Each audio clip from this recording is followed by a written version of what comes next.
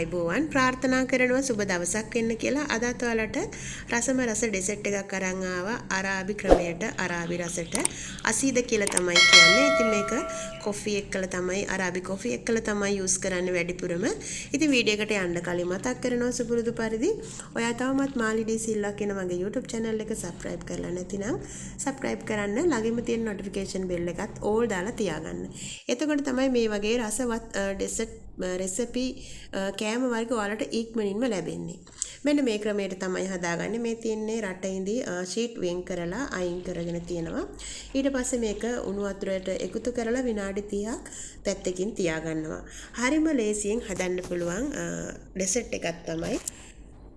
මේක දොඩොල් හදනවා වගේ තමයි අපි හැඳි ගා ගන්න ඕනේ. ඉතින් මේ විදියට උණු වතුරෙන් පෙඟෙන්න තිබ්බම අපිට ඉක්මනින් හොඳට blend කරගන්න පුළුවන්.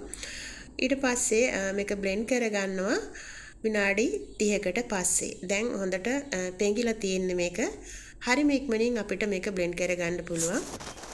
හැන්දකින් පොඩි කරලා වුණත් ඔයාලට මේක ගන්න පුළුවන්. ඉතින් එහෙම ගත්තොත් ඔයාලා පෙරලා අරගන්න කිරි ගොට්ටක් වගේ එකකින් පෙරලා අරගන්න.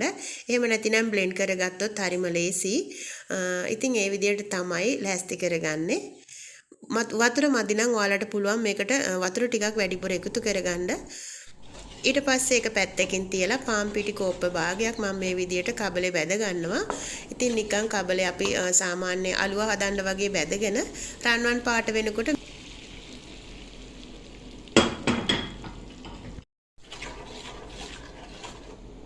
එකපාර බටර් සී එකතු කරගන්නේ නැහැ. ටිකෙන් ටික එකතු කරගෙන හොඳ මිශ්‍රණයක් විදියට කලවම් කරලා ටිකක් පැත්තකින් තියාගන්නවා. ඊට පස්සේ මම මේකට saffron ටිකක් මේ විදියට එකතු කරගන්නවා.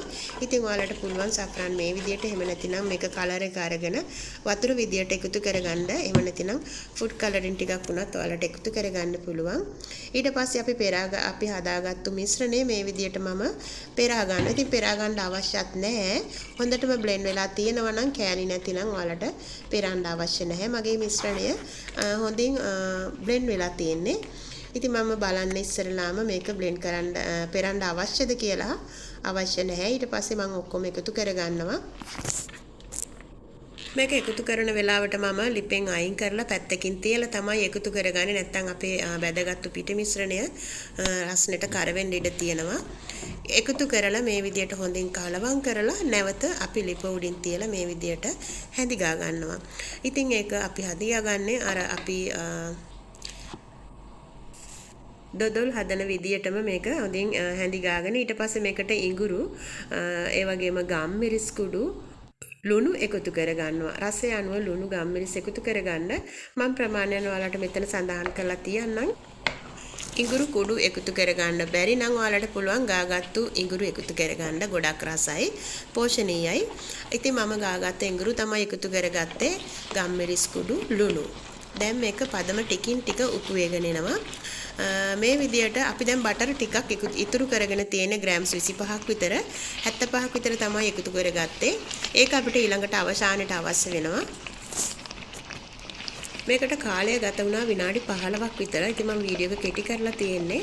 විනාඩි 15ක් විතර මේ වගේ සාමාන්‍ය අඩු ගින්දරේ අපි මේ විදියට හැඳි ගාගත්තම මේක කලවම් කරගත්තම අපිට සාමාන්‍ය චුට්ටක් ඝන මිශ්‍රණයක් එනවා. ඊට පස්සේ අපි මේ විදියට අපි මේක එකතු කරගන්න භාජනයට බටර් ටිකක් ආලේප කරලා මෙන්න මේ විදියට මේක තමයි පදම අවසානෙට එකතු කරගන්නවා. මේක ඊට පස්සේ අපි උඩින් බටර් ටිකක් තවරලා උඩින් ඔයාලට කැමති නම් රටඉඳි ඇටයක් දෙකක් මේකට පැත්තකින් තියලා ලස්සනට සරස ගන්න පුළුවන්. ඉතින් බටර් ටිකක් උඩින් ආලේප කරගන්න ඕනේ. මේක කැට කපන්නේ නැහැ. අපේ දොඩොල් වගේ හැන්දෙන් තමයි අරගන්නේ. ඉතින් ඒකයි වෙනස. හරිම රසයි.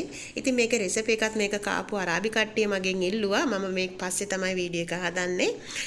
ඒගොල්ලෝ කිව්වා ඒගොල්ලන්ට ඔන්ලයින් බිස්නස් එකක් කරන්නත් මේක ඒ තරම් රසවත් රෙසිපි එකක් කියලා. ඒ තරම්ම ඒගොල්ලන්ට රසයි. ඉතින් හරිම ලේසියෙන් හදාගන්න පුළුවන් මේ අසීද කියන අරාබි ඩෙසර්ට් එක. ඔයාලටත් පුළුවන් හදලා රස බලන්න. ඔන්න ඉතින් හදාගෙන ඉවරයි.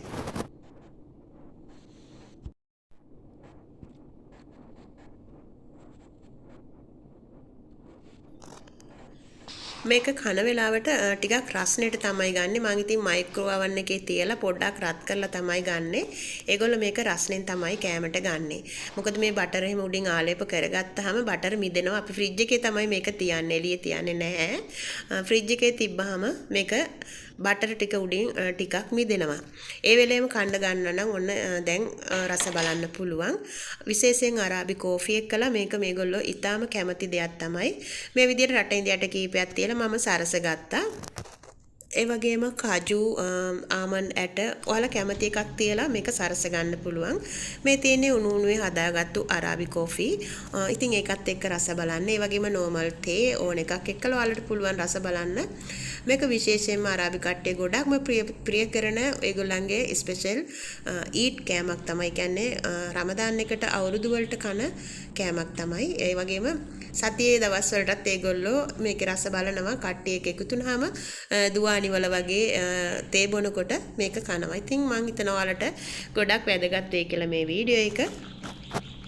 මේ වීඩියෝ එකක් සිංහලෙන් කවුරුත් දාලා නැහැ. මම දැක්කේ නැහැ. ඉතින් මගේ රටේ අරාබි රටවල් වල ගෙවල් වල වැඩ කරන අයට මේක ගොඩක් වැදගත් වෙයි. මගේ යාළුවන්ට, සහෝදරියන්ට, ඒ වගේම අරාබි කෑම හදන අයට. ඉතින් මං හිතුවා මම හදන ගමන් පුංචි වීඩියෝ එකක් කරලා ඕගොල්ලන්ටත් අරන් එන්න ඕන කියලා. දැන් මේක හදලා ඒගොල්ලෝ කාලත් ඉවරයි. ඊට පස්සේ තමයි මම ඕක වීඩියෝ එක ඔයාලට අරන් එන්නේ. මෙන්න මේ විදිහට තමයි ඒගොල්ලන්ට පිළිගන්වන්නේ. ඔන්න ඉතින් හදාගෙන ඉවරයි. වීඩියෝ එක වැදගත් වුණා නම් තව කෙනෙකුට බලන්න ෂෙයා කරන්න. රැඳී සිටියට ගොඩක් ස්තුතියි.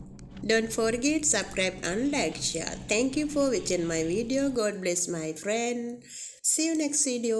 Bye bye.